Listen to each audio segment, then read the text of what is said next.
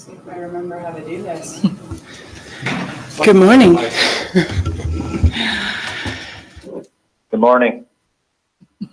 Morning, Eric. Welcome to the Water and Wastewater Facility Operator Certification Board meeting. Today's Tuesday, May 28th.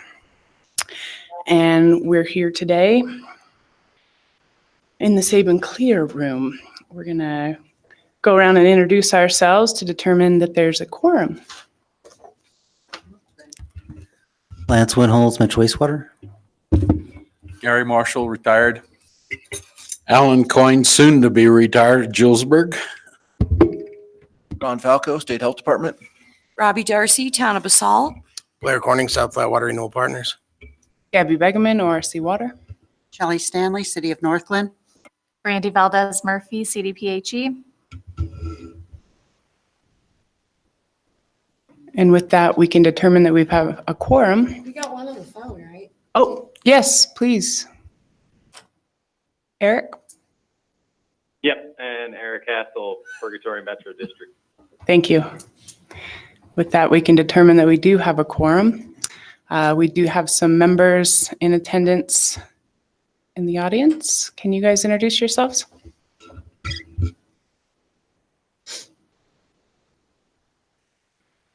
I'm Nancy Horan with the Water Quality Control Division.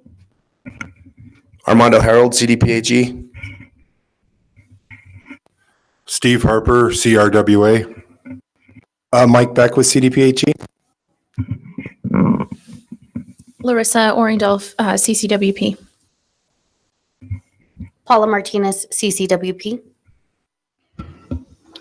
Thank you. Nice to have you all. I'd like to see if we have any changes or additions to the agenda. And Changes. perfect. Can we get an approval? I'll move it. Second. Thanks, Gary. Second by Shelley. All in favor? Aye. Any opposed? Moving on to agenda item number 4, opportunity for public comment. Don't necessarily have any members of the true public to comment. So we'll move on to number 5, administrator's items. Approval of the minutes from the last meeting. Any changes or modifications to those? I'd make a motion to approve. Second. Thank you. All in favor? Aye. Noting that I am going to abstain since I was not present. Agenda for the June 25th meeting. Any changes or additions to that? I'm sure there will be, but this is what it looks like right now. Wonderful. Thank you for that. And strategic plan update.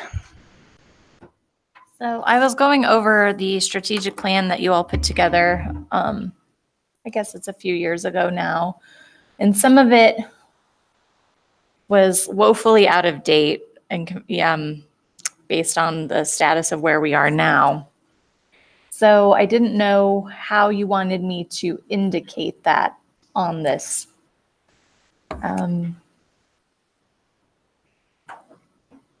Something like, I kind of crossed it out if I thought it was really out of date or didn't apply anymore. But there are things like explore open book testing, and I don't know if that's a possibility anymore. I guess I'm just looking if you had any comments or thought I didn't update something correctly, or if. I hope it's still a possibility.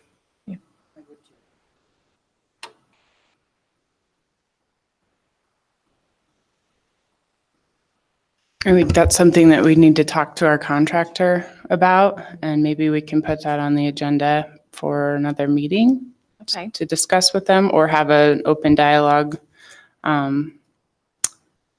via you, perhaps. I don't know how we want to do that, if we want to have the board discuss this topic, or.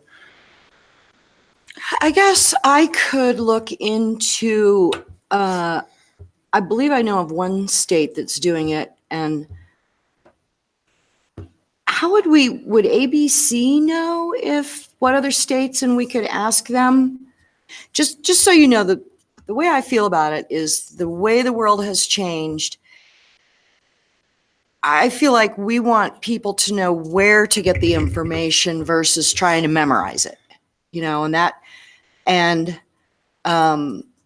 so I guess I believe Indiana does it. Hi, Nixon. And so would ABC know who else does? Where would we even find that information to talk to people? Well, ABC would know anybody that uses their exams. Beyond any states that don't use an ABC exam, that use their own type exam, ABC probably will not know, but they would at least know any state that uses an ABC exam that would allow on-book testing. Which to me would be the most important for us because that's what we're doing. Right. So who has a relationship with ABC that could ask them to get us that information? Program? I certainly can do that. I have no problem. Okay. Great, thank you.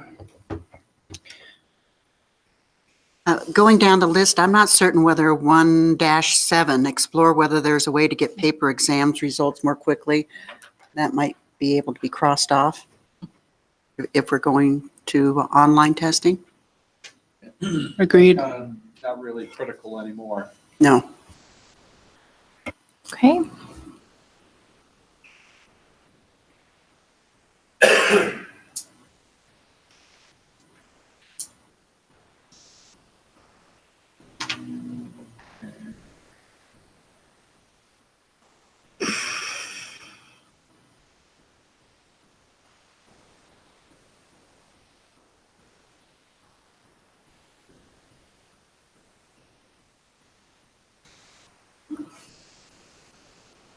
So I don't know, on the facility classification 2-5, would we, you have it on the calendar for 2022, but it would be kind of way out there again, wouldn't it? Or do we not want to wait another 25 years to do it? Is that the point? I Well, think, I think it is. I think also sorry, I'll turn this on. I think that is the point. I think there's also, a change coming with reuse and potentially direct potable reuse, as reuse is going to continue to expand. So I don't know if it necessarily relooking at this would mean relooking at everything the same way we did over the last couple of years, but I think we need to have that awareness and be attuned to things that are coming. Additionally, one of the things that the division committed to was to update the board about how it's going with the implementation work for the rulemaking that we had in November. So I think to me that's kind of what it encapsulates. But yeah, at some point, in the next decade, we ought to say, well, yeah, we don't want to let it go for forever, to take that more holistic look is kind of the way I would look at it. And maybe we could at least spell out a plan or time frame for doing some of that. But at a bare minimum for now, I see it as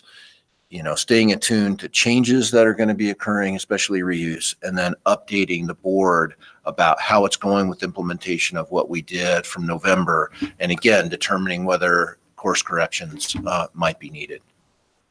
I don't remember when the first of those updates is scheduled, but we'll find out and we'll get that communicated out at the next meeting in June. I think we could get an update from David or them too, to figure out how this implementation of changing classifications going. well, it only went into effect in March, right? Yeah. So I think you gotta give it a little bit of time to be. Well, and I don't know if there's anything if anybody's even been notified yet of too much changes yet or not. Well, so we're, I think, kind of nearing the end of the kind of broad, high-level planning aspect around the implementation. And so I think it is a good time in June or August board meetings to say, hey, these are what our plans are looking like, and this is what we're learning so far.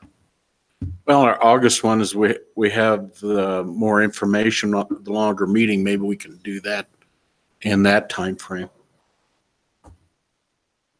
That sounds good. Yeah, since we have the extra half a day or in that, or whatever time frame we have in that, full day or however we're going to do that. As soon as Brandy tells us. Well, speaking of the August meeting, your July meeting is tentatively canceled. And so I'm going to ask you if you're in favor of keeping that date canceled, or if you feel that you need a meeting in July. Will the portal be up and running smoothly? The only reason I would think is, would we need an update about, or to make any decisions? But maybe it could be via email. That's Well, does that include any of the quarterly reports and stuff that need to be in by that time? There is nothing on the calendar for July because it is tentatively not scheduled at the moment. Okay. Yeah, I think if anything comes up that needs board involvement, maybe we can determine if a quick phone meeting would be needed. But it's just like starting up a water plant, right? It's all going to run smoothly the first time you turn those pumps on. Maybe in your world. Being completely sarcastic. You were the one to be on a week late. I was really impressed looking at this table to see that we've really whittled a lot of stuff out of it. And the few things that are left, since we've done a lot in a short amount of time, maybe we can, take a breath for a little while and then begin focusing on some of this kind of outreach stuff.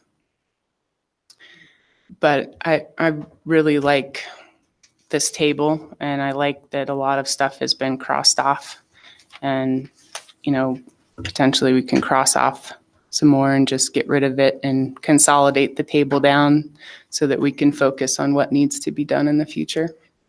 So thanks Brandy. What do we do to update the strategic plan? Is it on a 5-year I rotation? think it is. I think what does it say at the top here? Probably around 2021, 2022. When everything's crossed off. You're kind of in the middle of it.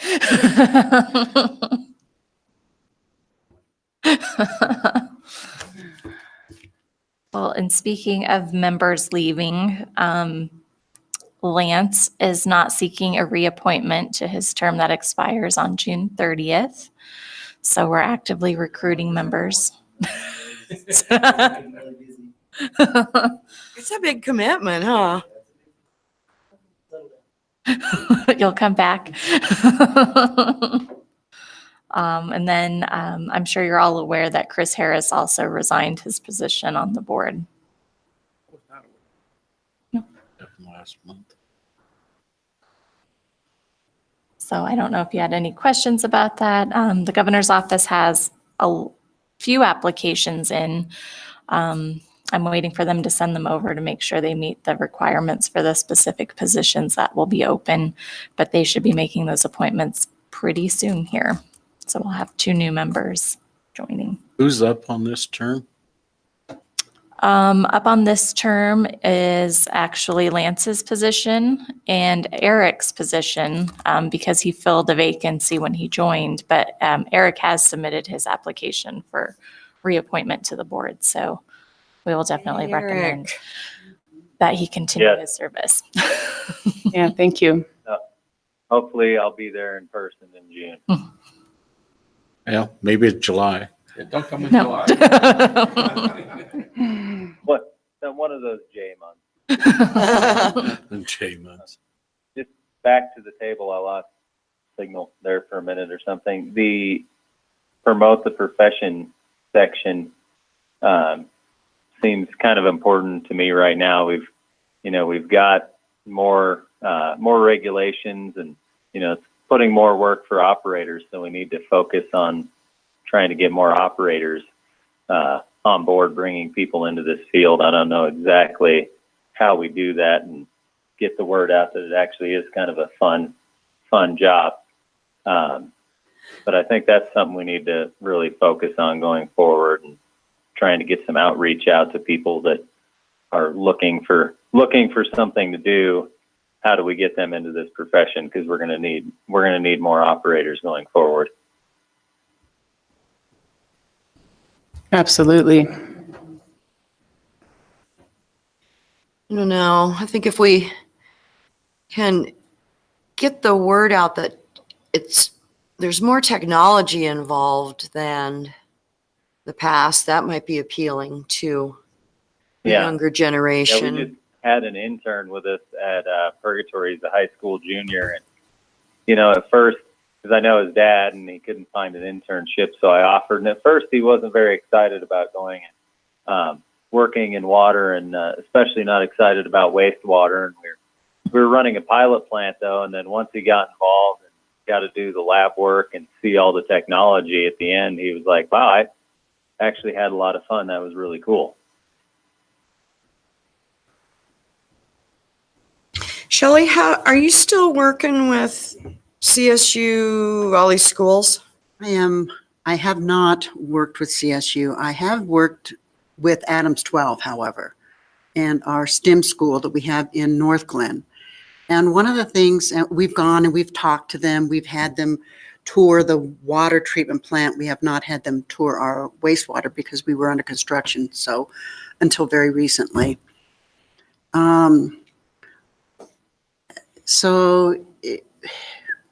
The kids that get excited about it are kids that, you're absolutely right. They like technology. So the SCADA systems are really fun for them to look at, and they enjoy that. But they also, and we're hoping to get an intern or two from that STEM experience. There are also kids that they don't want to just sit at a desk. They like to get out. They like to work with their hands. They're kind of mechanically inclined, actually. And so this is kind of an eye-opener for them, that, the kids that actually toured the place and are interested in applying for the internship that Northlands has are kids that want to do both the technology and the hands-on. They don't want to sit behind a desk. So I think if we could appeal to kids that are like that, and some of these kids are not going to go on to college.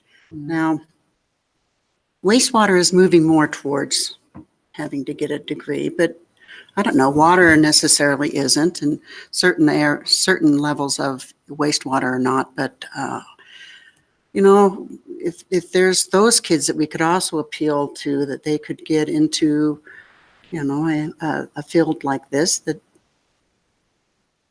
I think we could encourage them. But we've set up, when Northland has open houses, we set up a booth, or I set up a booth that talks about, operators and such. I don't know how effective that is, I have to be honest with you. But we are trying. But I did think it was interesting that without a doubt, the kids that sort of engage in the tour and such are ones that want the technology, and they want to go out and work with their hands too. So I don't know if we can promote it that way as well. Right. Nice challenging career. It is, and they like to troubleshoot. They like their independence, you know?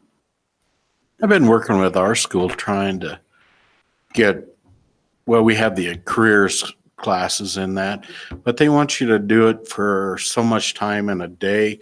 And sometimes their times are not set up real well to work with whoever they're with, because you end up being already out in the field and they can't get to you or what's going on. But they've come along with a new rule that they want you to pay that person some, and these little towns can't afford to have that one paid. But I've been trying to work with our school to try and get it. Can you take all of the hours that he's doing that and put it in one day and then do everything else? You know, so we can at least get him a full day of seeing what's going on, or her, Yeah. you know, to see what's going on. Were you going to say something, Eric?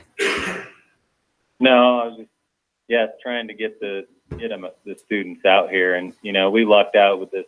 We have a project-based high school here, and they, their junior year, they go out and do 3-week internships. So now I've kind of just stumbled into it, and they've got me on their list for more internships for some of these technology kids going forward to try and send them out to us. I don't know if we'll bring anybody into the field out of it, but you know, this kid was interested in engineering, and I was like, well, you can see all different types of engineering where we're at with the Metro District. You know, you got water, sewer, roads, you know, park, landscaping, construction, all of it. So if you know, at least if we can reach out and get the word out, maybe he'll talk to some other kids, and some other kid will maybe go, oh, that sounds interesting.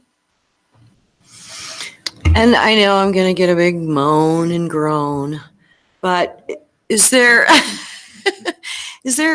any, you know, these grants come about that, like I got an email for a grant that there was, I don't know, $20,000 available to upgrade equipment, and is there through the CDPHE. But is there any kind of a grant through the EPA that we know of that could pay an intern?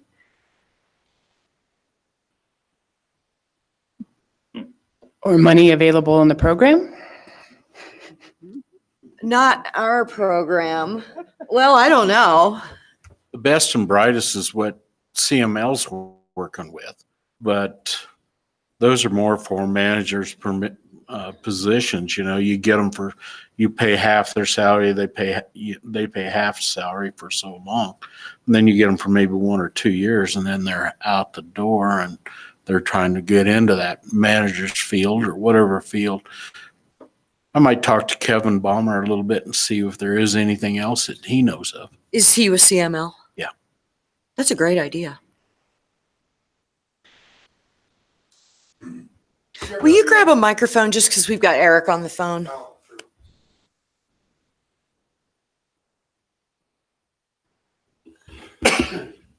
Just to give you a quick update on a couple things that CRWA is involved with. I've been working with Tim Friday at Castle Rock Water. They are partnering with Arapahoe Community College and are kicking off what they're terming as a part-time apprenticeship program.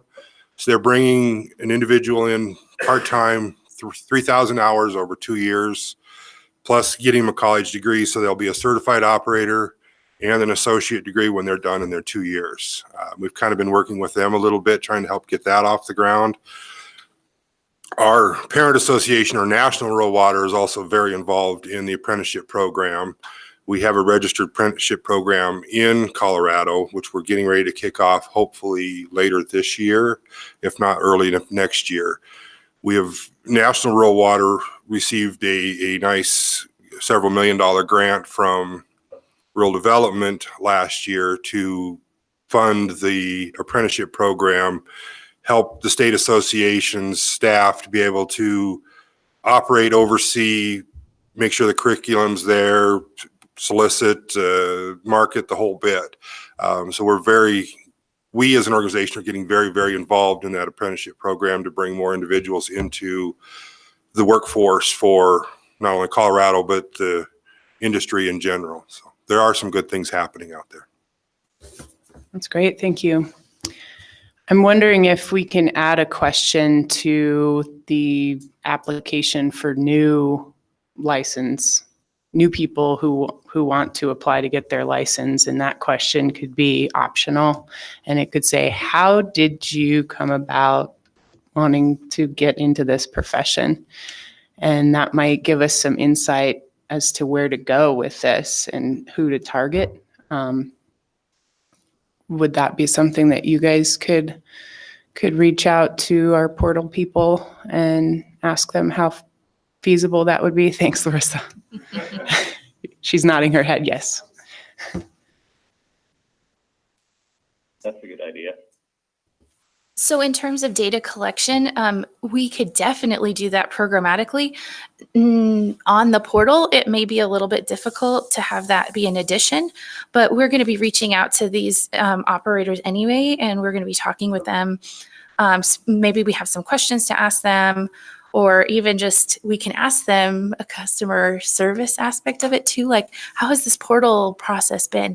What'd you think of it? Did it work for you? How? Why? We can ask those types of questions one-on-one, face-to-face, and collect that data. Maybe on the portal, it might be a little tough to add that right now, though. Okay, thank you. I could see us at the end of the year putting out another satisfaction survey. We've done a lot of things from the last one. I'm assuming that the portal will be up and running for some months, and that might be a good time to ask people, hey, what do you think of it? How do you think we did with the suggestions you gave us? And they had that question on that survey. How did you get involved in this field? What interested you? That's a great idea to reach out to existing operators, because we all have our own story to tell, as to how we kind of fell into this field. And that could give us some insight as to where to go.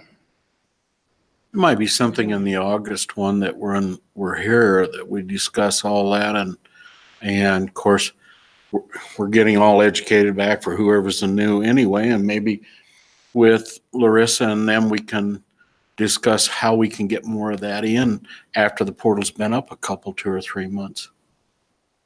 Okay. Can we have a placeholder for August? Definitely. Excellent. And then, Brittany, you can add one more under 3-1B. I will reach out to Bowman Tech, which is an Adams 12 technology school, and maybe they want to add operator certification under their tech. Wow, that's a great idea. Yeah. We'll see. I mean, I'll just reach out to them. Yeah, that's great. Thanks, Shelley. Anything else under administrators' items? I didn't have anything further. Okay. Moving on to agenda item number 6, Division Liaison Report. Nancy.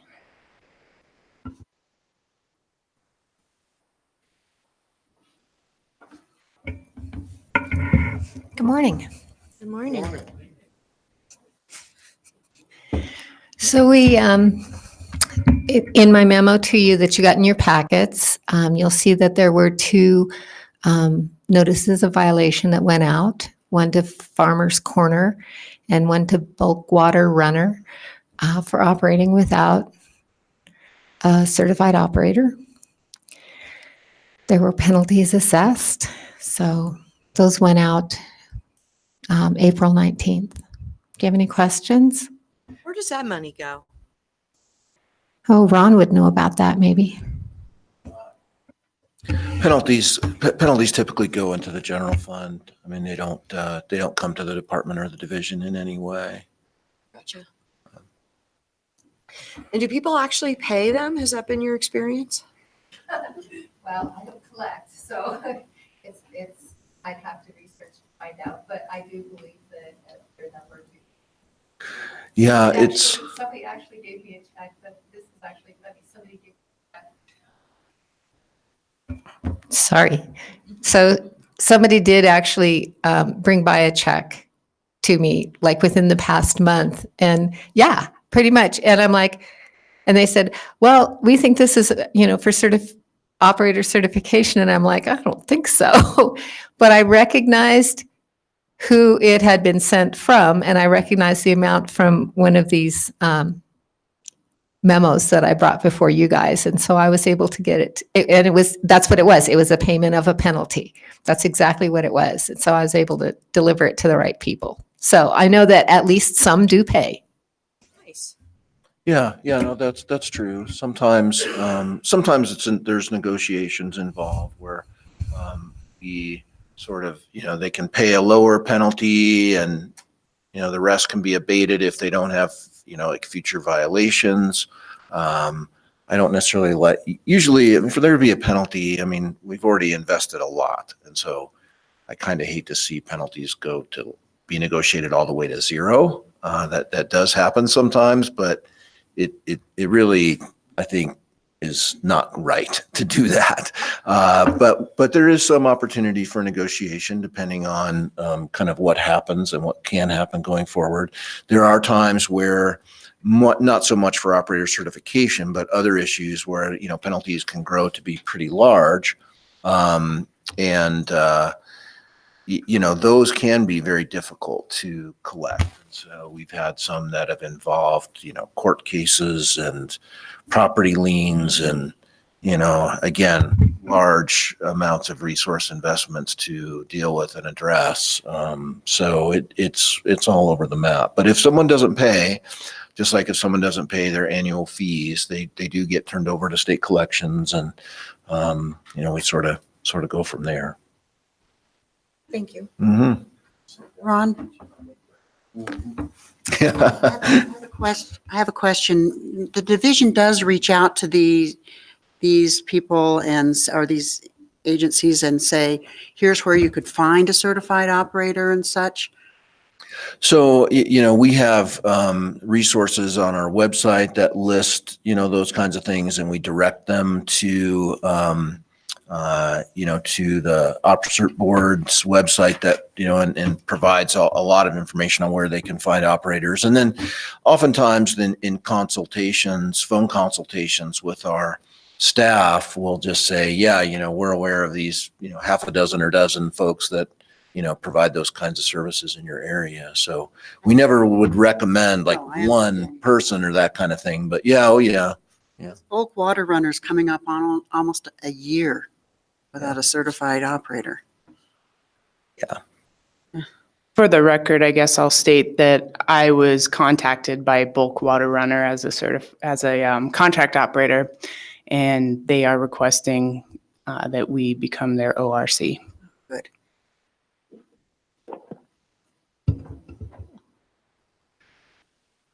All right, if there's nothing else on this, the next item I have is the draft program report for covering calendar year 2018. And I'll let you guys ask questions about it. If anything, you guys have already seen the EPA annual report. You've seen the contractor's annual report. This does cover a few other things, but I had a couple of questions. Page 3, table 2. How do we have less community water systems? In 17 and 18, there's a huge drop. I didn't get that. I know, but towns don't go away. I hope.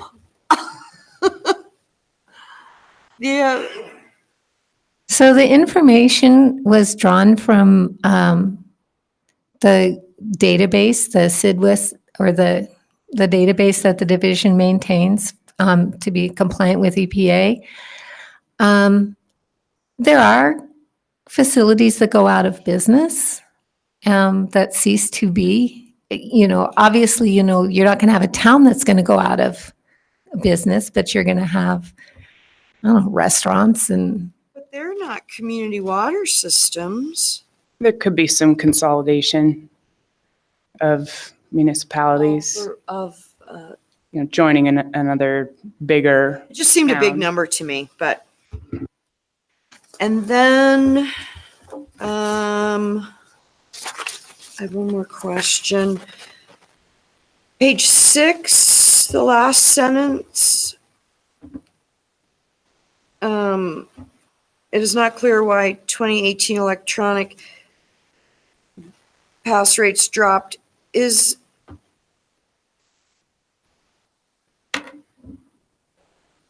so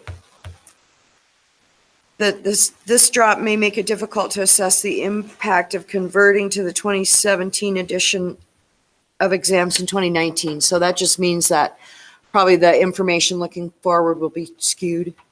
Well, so there seemed to be a trend with regards to a higher pass rate for electronic exams over written exams until this year. And this year, that trend didn't seem to continue.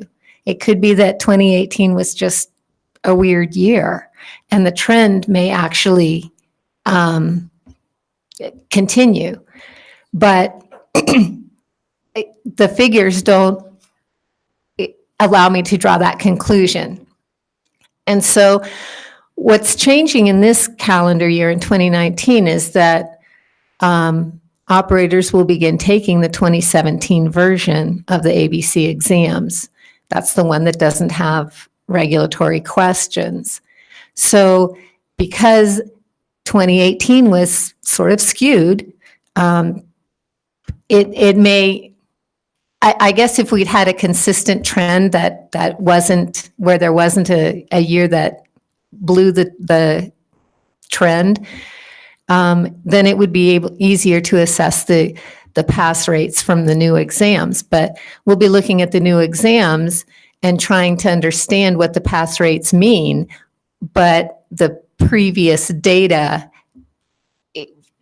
didn't follow again, the 2018 sort of threw things off a little bit. So it'll be challenging to understand what's going on with the pass rates.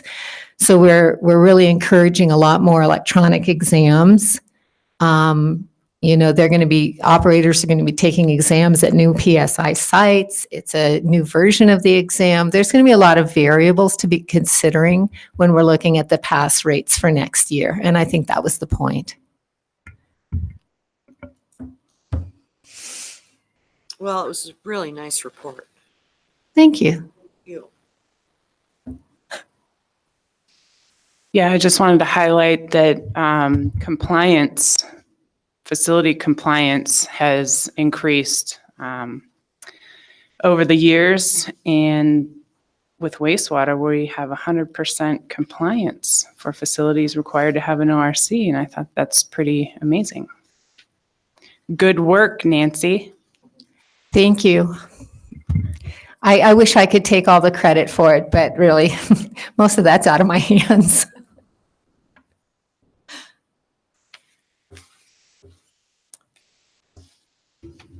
Are you looking for approval of this document by the board?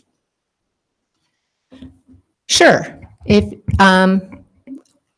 you guys approve it, then it gets posted on the board's website along with the other annual reports. Okay, well then I have one more question. Oh, Page 7 is table 6.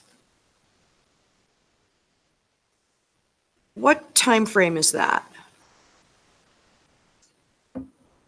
5 years, all 5 years? I believe it's only for 2018.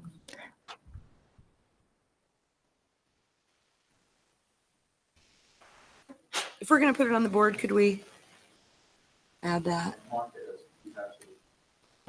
Yes. And table 7 is the same? Yes.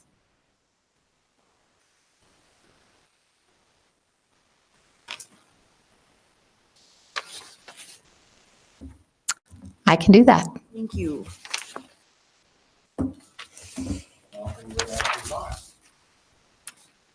Thanks, Gary. Do we have a second? I'll second. Thank you. All in favor? Aye. Aye. Any opposed? And Eric, did you vote on that one? Yes, aye. Perfect. Thank you.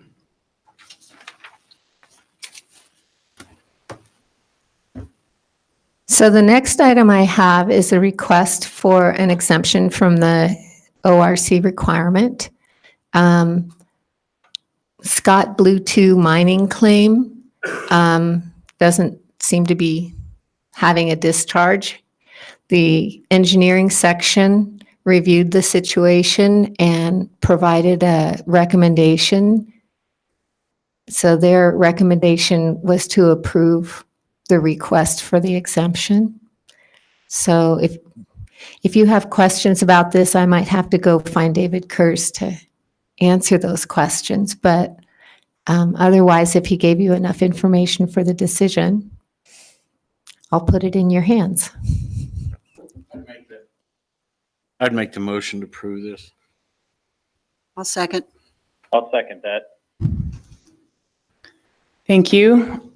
Any other discussion about this? All in favor? Aye. Any opposed? Aye. Eric, that was opposed. No, that was in favor. Sorry, We had a delay. we have a little delay. Okay, thank you.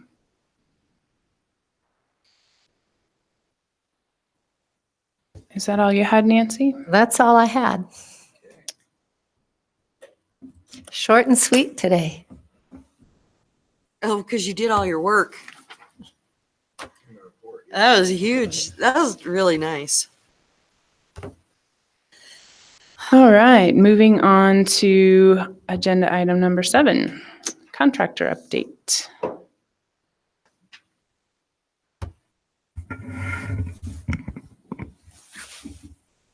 Things are cooking. Woohoo! This month we've, our table here is updated. We continue to process our renewals and a few exams are still coming in to complete the processing from February. There are 2 requests for approval of refunds of late fees. One came from Matt Musterman, and he was just ever so slightly late getting his application in. And he provided an email to us saying that he would like a refund, but didn't really explain the circumstances surrounding that. And then Justin Ramsey was I think he made a strong case. His intent was to increase his certification level and to take the test for the exam for his wastewater D or C. And his wastewater D is going to expire before he can sit for an exam. And so he has to renew it. It wasn't his intention. He was just going to take the exam and hopefully pass it, but he didn't want to risk it and go into restoration. So he paid his late fee and got his renewal submitted. And so he's just requesting the refund for the late fee. I guess I'm inclined to kind of give people a pass while we're going through this tumultuous transition. Yeah. So we have your approval to go ahead and issue those refunds. You've been making a motion on Can, this. We as a program agree with that comment, Robbie. That's why we're bringing it to you folks. so can we get a motion to waive the late fees for Matt Munsterman and Justin Ramsey? I'd make that. Go ahead. Thanks, Gary. Second? Second. Thanks, Alan. All in favor? Aye. Any opposed? Okay. So our portal has been our main focus since the last time we met.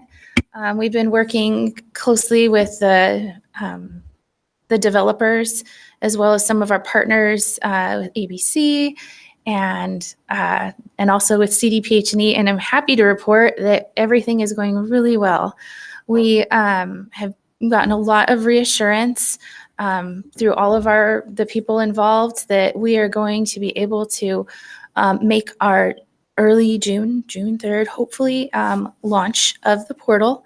And it will have functionality to be able to meet all of the needs of our operators to renew, to apply to sit for an exam, and apply for reciprocity. On the screens right now is an email that came from Kate Cook, who has been the person with excuse me, with Launch IT that we and Nancy have been working directly with. She's kind of the liaison between the developers team and Launch and us. And this is her email for what will be live on the morning of June 3rd. So basically what's going to happen is on the 31st, which is Friday, they will take everything, and correct me if I'm wrong, Nancy, but they are going to take everything from the test portal that we've been working in to make sure everything's working correctly and combine it into one portal or the live portal over the weekend. So they're going to have all weekend to make sure everything is transfers and migrates correctly. And Monday morning, it will be live, ready to go.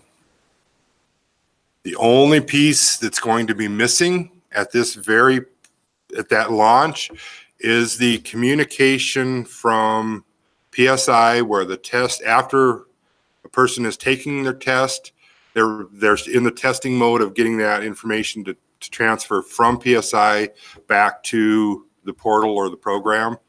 And that testing will be done next week. So it will be just a few days behind. But by the time somebody submits an application on June 3rd to sit for an exam, it takes, say, a week. Contract says 10 days. We try to do it in a week. That they are approved. They then will get the email that they're approved. There'll be another day of delay for PSI to reach out to them to be able to look at even getting their exam scheduled. And then they have to sit for their exam. So by that time, there is no doubt that piece will be functioning properly. So everything that the operator needs to sit down and process sit for an exam, to apply for reciprocity, for renewal, course provider to get on and set up a course, will be live Monday morning. Have the phone calls slowed down? No, because people's needs haven't changed. People's what? People's needs haven't changed. There's just more of them who need it now. So we've had an uptick in communication with operators and with course providers, and we've just been trying to reassure people, like if you are currently in a situation where you're needing to renew right now, we have a way to solve your problem right now. If you're needing to take an exam, we're getting very close. First week of June, you will have the opportunity to do that. And then we've gotten, the calls that said, you said that before, and we own it. You're absolutely right. We did. We apologize. This time it's going to be correct, and it's going to be able to accommodate your needs. And typically after talking with the program staff, operators and course providers are usually more at ease, which is a nice feeling. They're Paula and Vanessa are just doing a great job. Just can't say enough about them. I've said it before, I'll say it again, and they're wonderful with the operators, and we're really blessed. And the testing of the portal, did that go to you? Some of it has come to us. Some of it has been done through Nancy. She pulled in some of her contacts who are course providers and operators, current operators who maybe were in a position that they might be needing this once it becomes live, or not, but they were just interested and willing to help. I just wondered, because I did a test run with Nancy on the phone and I wasn't sure where it went. So some of it was lost in weekend updates. Like if you did something on your end, we were able to collect your feedback, learn from your experience, and then they did the voodoo magic that they do. And then some of it in an update just got flushed. So then we got to put things in again. Others, we had course providers or operators put things into the system. And we as program staff were able to go in and actually say, okay, when we go live, this is what we're actually going to see from a reviewer standpoint of view. And it was neat to be able to do that and see it actually all work. Yeah. Anything we put in during the test phase is going to be wiped out. Yes, sir. Basically starting over again. That's right. Will there be the opportunity for someone that does not have a certification to create an account? Yes, sir. Okay, that'd be great. Yeah, I've got a few of those. So I lose a little bit of sleep about that because we've been able to control that up until this point, that if there was somebody who wanted to create an account or an operator who just forgot their credentials, they haven't been able up until this point to just make their own. And now those gates are going to be open and I'm scared, but we're going to work with it the best we can and we'll take care of them. We're worried about them creating 2 and 3 accounts because they've forgotten something, and then none of their a little data in each one rather than all in one place, and it's going to make it very confusing for those operators. Is more and less the amount of work that's going to cause us, but more what it's going to do for their information, because it's going to put it in numerous places.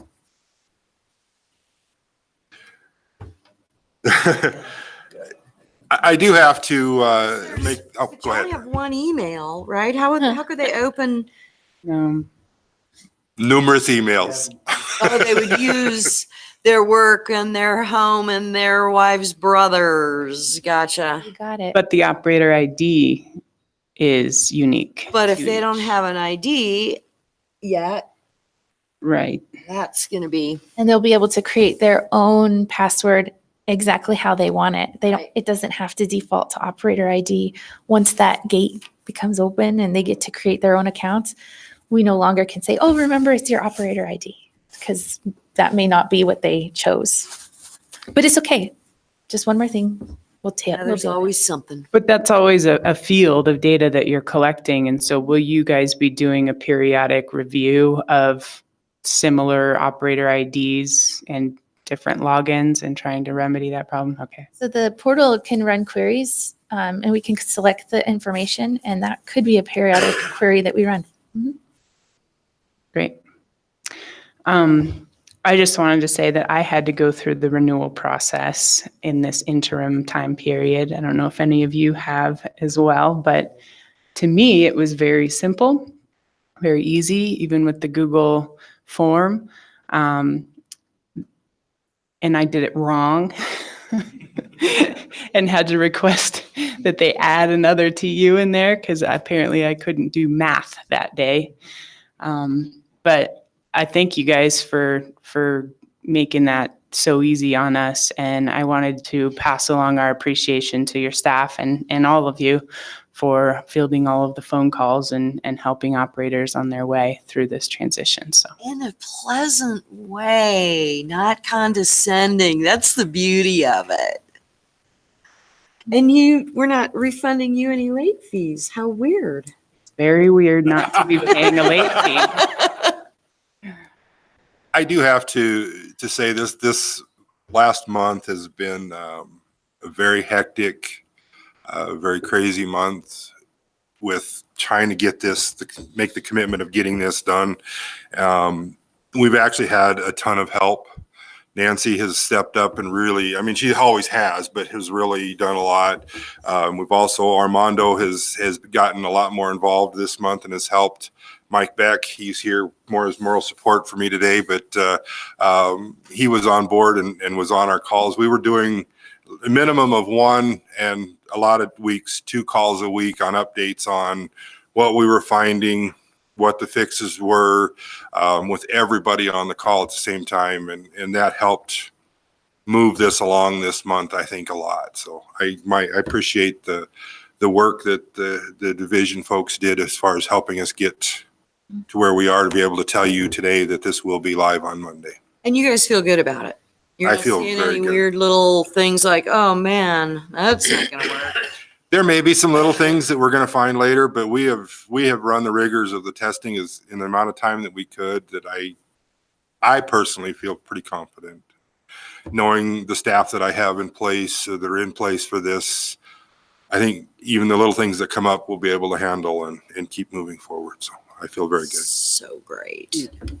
It's a relief to me because I have 2 operators that have not been able to take their exam.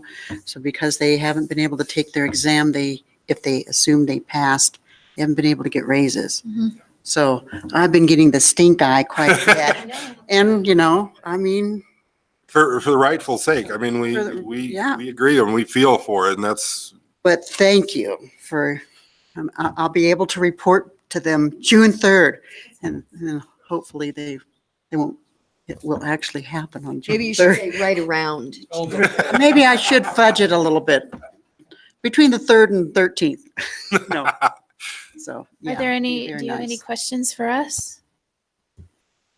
The only thing that concerns me about this up with Nancy is, I think when the operators call her, maybe send out an email having them change that password. They can change a password, right? Once they get in there. Cause that's my only concern is like the password and the email are both publicly available, right? So that scares me a little as far as people getting in there. So I think people should get in there once. I get that to set it to the operator ID and then say, change that as soon as you go in to your own unique password, or else set it to a birthday or something that's not so out there.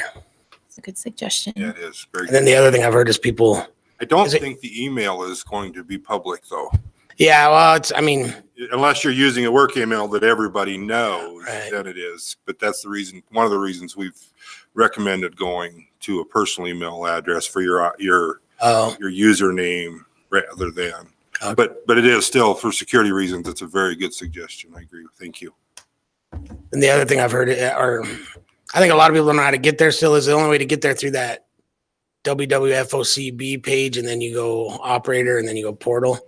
All right. You can type in portal.coloradocwp.com in your address bar, and it'll bring it up. It will. Okay. That was another thing. People don't know how to So click in there. when it comes to, obviously there's some big changes coming on June 3rd, and like there are 2 suggestions right there that are relevant to anybody who's trying to enter the portal, whether it be a course provider, an operator, somebody new. When we're trying to get a large amount of information out at one time, is it still recommended that we turn to Brandy and say, this is the type of message that we think would be appropriate to push out at this time, like to all of the stakeholders involved, and she be the one who speaks on behalf of the program, and she sends out that information on behalf of the board? Or would you like the communication like that to come specifically from the program itself? Yeah, I would think it would come from the program itself, from you guys. I agree. I understand the need for a lot of information to come from Brandy or from us during the transition, but now that we've, especially after June 3rd, the transition has been made, and I find it more confusing to have more players than needed in the mix, so coming from you would be ideal. We had spoke about it just even internally, and we just wanted to be certain that we had your permission, before we started blasting out. We're happy to do it. Yeah, we just wanted to make We're sure. doing it the way, the method that board would like us to see happen. I still think, we wanted things to go out when we did. We wanted to go through Brandy, but I still think it's a good idea to come the direction through our contractors, but still have that communication back to Brandy that she can put it up on that site too. I still think it's got to be here. If they're going to look at it on her site or going in whatever site, it still needs to be some instructions coming from both sides. Everywhere we possibly can. I think there was a motion at one time here that everything would go through Brandy. And now we're kind of changing this just a little bit. I don't think so, because I think in this case, I think Gabby's right. When it confuses people, Yeah. they don't know whether to contact me or to contact the program. Every once in a while, I still get an email that I have to forward to them because it's a portal question or something like that. It's definitely easy to put up the communication on the website. I tend to think about it as their website is our website. So that's where the right message is going to appear. Well, I seen that on the site where some of the things that were being talked from here to you were all getting put in there. But Well, I think during the transition, it was confusing of, does the new program answer? Does the old program answer? And so we kind of settled on the board will give you the latest and greatest information. But I think now they're kind of in a position to be the communication.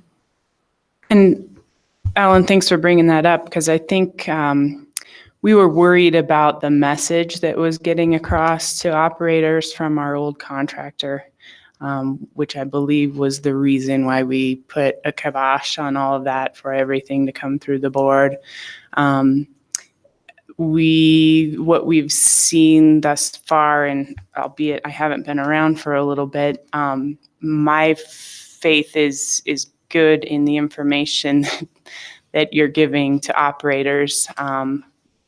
But, you know, and as we move forward with our relationship, that hopefully we'll just get stronger and stronger to where we don't need to necessarily proofread what you're going to be putting out. Thank you. You may want to consider phasing, if you're going to send out emails, phasing them so that you don't get this mass rush the first 3 days and the system blows up because too many people are trying to log in. We have talked about that, yes. I had a couple questions about your, how are there so many duplicates? So if an operator has 2 certifications that are up for renewal at about the same time, they received 2 specific emails. One, let's say, with a collections renewal notification and one with a distribution, let's just say. They may have tried to use that collections link 2 times. Like, I'm just going to click on the collections link, use that for my collections, and then I'm going to click on that same link and then go back and erase and try to manipulate it and put it in as my distribution. And so it actually came up like a duplicate, and we had to either solicit more information or just correct our records. Another reason, another way that there would be a duplication is if, let's say an operator submitted their, like a renewal application and they were missing something. Like, let's say they're just missing their regulatory training, the verification of that. Some people completely resubmitted the whole thing again and their certificate of completion for their for the whatever was missing. So it was technically the same person. They submitted through the same link 2 times, but it was for the same renewal. So does that cause you heartburn? It's caused Paula to be a little bit crazy because she's super detail oriented and she really likes when things add up perfectly. And she sits here and she says, I have 3 extras. I cannot find these 3 extras. And then we go back and we look, we're able to check it through payments. And that has been the way that we've been able to find so many duplications is they will submit 2 applications, but only 1 payment. And then we're able to say, oh, here's the difference. They only paid 1 time. No refund needs to be, given back to the operator, and she can relax because now that 3 became 2 and we can work on the next one. And so we're just able to do some checks and balances, but we do like to report the duplications so it's not inflating our numbers. The other question I have is, why is some black and some gray? So the gray add up to the one right above it. So the 44 that show that they need additional information, we thought you might be interested about what kind of extra information they might need. So some people didn't have enough to use. Some people needed regulatory courses. Some people didn't provide lawful presence. Some people didn't make payments. All those numbers add up to that 44. Nice. Just to have a little, tracking about what are our common problems. When we were all taking those collection and distribution, there was a lot of us that took it on the same day for both of them. That's why you see a lot of guys putting them both in at the same time. They were doing that. Do you have anything you want to add? Nancy, do you have anything you want to add? No. Okay. Baby's at meetings. I know. There's nothing more that we can say. Other than welcome to this great big world. Do you know, is there a list of those PSI sites on the website somewhere, or I That's haven't gonna be seen the it. next question is where do we go to take these tests and where are they located? So I was told that when an operator gets to that point and they get the notification of, okay, now you may contact ABC, whether it be via email or call, when they make that contact, then they are given the opportunity to pick their site at that time. I asked for that list. We dug through ABC's site and we think or PSI's, I'm sorry, PSI site, and we think we found the list, but we haven't been able to have that list verified of sites to date. That'd be a good thing to have. It seems like it shouldn't be. Look, we should be able to say that one in Grand Junction, one in Denver, one in Pueblo, or wherever they're at, instead of call So- them and they'll return it, the secret message on your answering machine or something. And you have to have a handshake too. Yeah, So- what? A handshake. So PSI, as part of its business processes, can open or shut testing centers at will. They don't need to let us know. And so we were encouraged not to put the list of sites on our website, but to encourage them to go to PSI's website, because then PSI has ownership of opening and closing. I suspect that most of the sites will be open and they're not going to change them, but that's, we run the risk of having information up that's not current if PSI changes anything. And so we were discouraged from putting it on our website, but the list of sites is available on PSI's website. Do we have a link to the PSI site from ours? Or can you put that on there? We will have links to certain things on their website. One of the things that I think that we need to put up on our web, and by the way, sometime between Friday and Monday, there's going to be a whole bunch of new information going up on the web. Specifically, we're going to need to have some instructions for operators who want to sit for an exam. Just some tips to help them if they run into difficulties, so that we don't really overwhelm the CCWP office more than they need to be. But at the point that we're taking applications to sit for exams, we need to have a link to PSI's handbook or whatever it is that they're calling it. They have a special one for Colorado. And at the end of that handbook is where the application is if somebody wants to take a paper exam. So there's information, there's a lot of details that we don't have on the web right now. It would have just been a lot of extraneous information that needs to go up. So we'll have a link to that handbook, which is on PSI's website. That will be live on our website as well. I will see if I can do a link to the page where they have the list of sites, but I have to go back and look at PSI's website and see how convenient it is, whether that there's a page where, or if it's like a drop-down menu or something. If I can provide that link on our website, I'll do so. Thanks. Do you find that they change very often? Because if somebody gets it in their head that there's one on 2nd and Main, and then it changes. They'll have to get that information on PSI's. I don't know that. That is one seriously cute baby. Sorry. So distracting. I think that what may be likely to happen is that PSI will open additional sites. So we started out several months ago where PSI had 7 sites. There are now 8 sites in Colorado. And if there's a need, the likelihood that the changes would be addition of more sites. I guess if they run out of a lease and find a better place, they could move within a community. But that's all their business process. 10-day turnaround, so it's not like. Yeah. Months. I'm kind of hoping that the sites that are close right outside the state too are still an option. Because with Sydney, it's 42 miles for us. So that's an easy trip for the day. And that one may be one of them that maybe isn't manned all the time. So you have to set up an appointment. So I'm hoping it's still there. Anybody that's down in the corner, is there one just across state line too?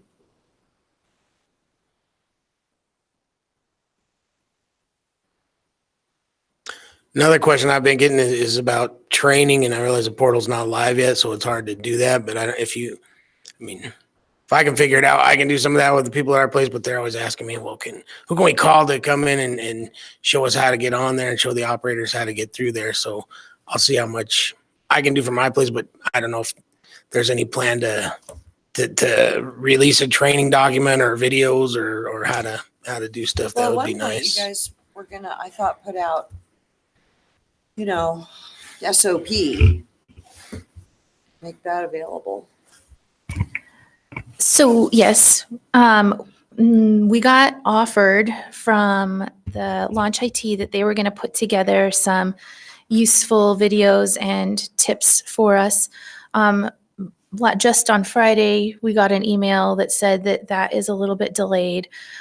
So I built a very rough, quick PowerPoint of how-tos for our course providers, and I can do that, a very similar thing for operators as well.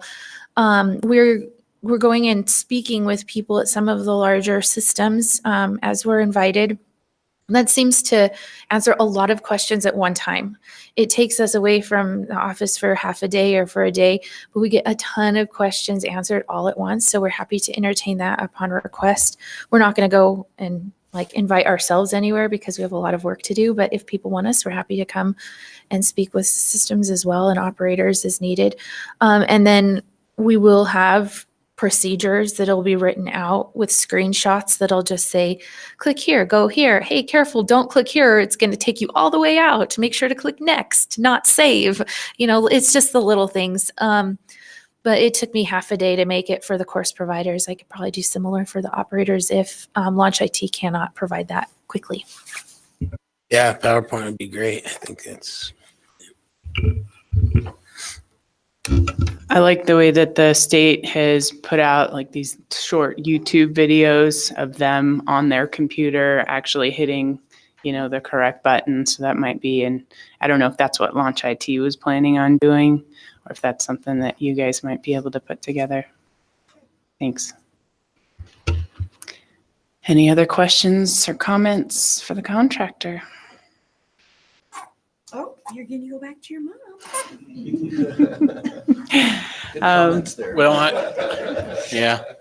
I do. I know of, we had a board meeting down there and where I got the chance to see the setup and what's going on down there.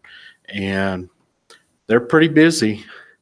Those three ladies are sitting there taking a lot of calls and that. So we had quite a report at our meeting, what's going on too. So it's been nice to see both sides of this a little bit. Well, thanks for that. Seeing as though we don't have an attorney general here today, I doubt we have an update from Annette. Anything else?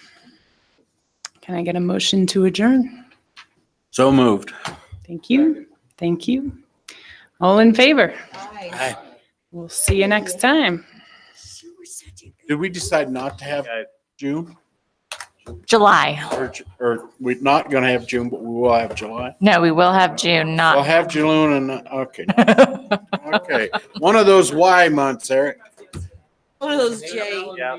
Guy telling him not to Come. All right, have a good one. Thanks. Mama. There you go. What you doing?